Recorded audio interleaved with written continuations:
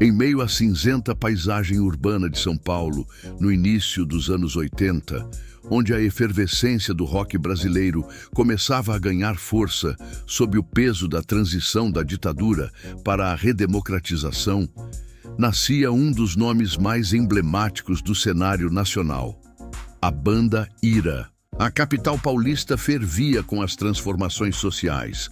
As tribos se reuniam pelas ruas e vielas da cidade grande, respirando arte, rebeldia e a vontade quase incontrolável de gritar verdades ao mundo. Foi nesse ambiente que Edgard Scandurra e Nazi, dois jovens inconformados com o silêncio imposto pela repressão e pela mesmice musical da época, encontraram sua voz e decidiram fundar algo que extrapolasse os limites do som. Unidos por influências que iam do punk ao rock clássico, passando por The Clash, The Who e Jimi Hendrix, os dois se lançaram de cabeça na formação de uma nova banda, inicialmente chamada de Subúrbio, mas que em pouco tempo receberia um nome que seria um grito em si: Ira. A formação do grupo foi se desenhando entre ensaios improvisados, guitarras barulhentas e discussões acaloradas sobre política, sociedade e o futuro. Com a entrada de Dino no baixo e Fábio Scatoni na bateria, o embrião do que viria a se tornar o Ira começava a tomar forma. A escolha do nome, inspirada no movimento revolucionário irlandês, Ira, já demonstrava a veia contestadora e provocativa que guiaria a trajetória da banda. O ano era 1983 e o Brasil começava a respirar novos ares de liberdade, ainda tímidos, mas promissores. Nesse cenário, o Ira grava seu primeiro compacto com duas faixas que marcaram a juventude da época: Gritos na Multidão e Pobre Paulista. Ambas ressoavam como hinos urbanos, captando a essência das ruas e a angústia de uma geração que buscava identidade e voz própria. Enquanto outros nomes do rock nacional surgiam com uma pegada mais leve ou poética, o Ira já mostrava que vinha com força, atitude e muita personalidade. Suas letras afiadas, embaladas por riffs marcantes e batidas enérgicas, construíam uma narrativa urbana, realista e sem filtros. Eles não queriam apenas entreter, queriam provocar, incomodar, fazer pensar. Cada acorde era uma denúncia, cada verso um manifesto. E logo o som do Ira passou a ecoar nos porões e palcos alternativos da cidade, ganhando os corações dos jovens marginalizados e inquietos. Ainda sem um contrato formal, a banda seguia impulsionada pela força da vontade, pelo desejo de romper com padrões e pela certeza de que algo grande estava nascendo ali.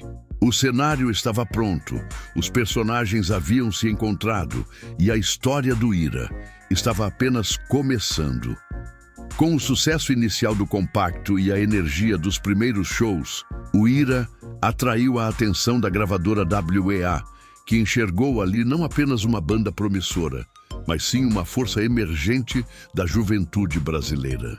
O ano era 1985 e o país vivia intensamente a transição democrática. Era um momento histórico e o Ira se tornava a trilha sonora dessa virada. A formação definitiva, com Edgard Scandurra na guitarra, Nazi nos vocais, Ricardo Gaspa no baixo e André Jung na bateria, consolidou o grupo como um dos mais coesos e criativos do rock nacional. Eles lançam então o primeiro álbum completo, Mudança de Comportamento, um título quase profético que refletia tanto a inquietação política quanto a sonoridade crua e visceral da banda. Faixas como Núcleo Base e Longe de Tudo traziam não só a força do punk melódico, como também letras que misturavam existencialismo e crítica social, sempre embaladas por guitarras urgentes e um vocal que alternava raiva e sensibilidade. A recepção do público foi intensa. Jovens de todas as partes do país se identificavam com o discurso direto do Ira, com suas letras sobre alienação, rotina urbana, repressão e desejo de mudança. A música do grupo se tornou não apenas entretenimento, mas catarse. Cada show era um ato político e a banda crescia Em 1986, lançam o segundo disco, Vivendo e Não Aprendendo, um verdadeiro divisor de águas. Ali estavam os maiores sucessos da carreira do grupo, como Flores em Você, que ganharia projeção nacional como tema de abertura da novela O Outro, da TV Globo, e Envelheço na Cidade, uma das músicas mais icônicas do rock nacional, que se transformaria em hino geracional. A maturidade musical da banda começava a se mostrar com mais clareza, com arranjos mais elaborados, produção refinada e uma entrega emocional ainda mais profunda. No auge do sucesso, o Ira também se tornava símbolo de resistência estética e ideológica. Enquanto algumas bandas da época optavam por um caminho mais pop ou comercial, o grupo mantinha sua postura crítica e sua essência de banda de garagem. Mas os bastidores nem sempre eram tão harmônicos. A convivência intensa, os egos inflados e os desafios da fama começaram a provocar desgastes internos. Ainda assim, o Ira seguia em frente, lançando discos emblemáticos como Psicoacústica, 1988, que ousava misturar rap, samba, efeitos eletrônicos e letras extremamente provocativas, desafiando o padrão da indústria fonográfica da época. O disco dividiu opiniões, foi subestimado pela crítica na época, mas mais tarde se consolidaria como um dos trabalhos mais corajosos e inovadores da música brasileira. Com o passar dos anos, o Ira foi se reinventando sem perder a essência. A década de 1990 chegou com novos desafios. O rock nacional já não tinha mais o mesmo espaço dominante e as rádios começavam a priorizar outros estilos.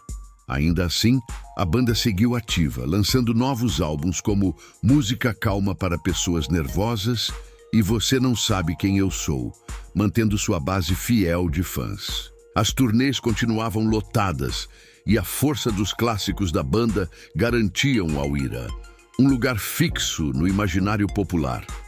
Porém, por trás dos palcos, os conflitos internos se intensificavam, especialmente entre Nazi e os outros membros. A tensão acumulada por anos culminou em uma separação dolorosa em 2007, quando o vocalista deixou oficialmente o grupo em meio a desentendimentos públicos e trocas de acusações na mídia. Durante esse período, cada integrante seguiu seu caminho. Edgard se envolveu em novos projetos musicais, enquanto Nazi investiu em sua carreira solo e em outros formatos de expressão artística. Parecia que a trajetória do Ira havia sido encerrada. No entanto, a força da música, dos fãs e da própria história da banda falaria mais alto. Em 2014, após 7 anos de separação, veio a reconciliação.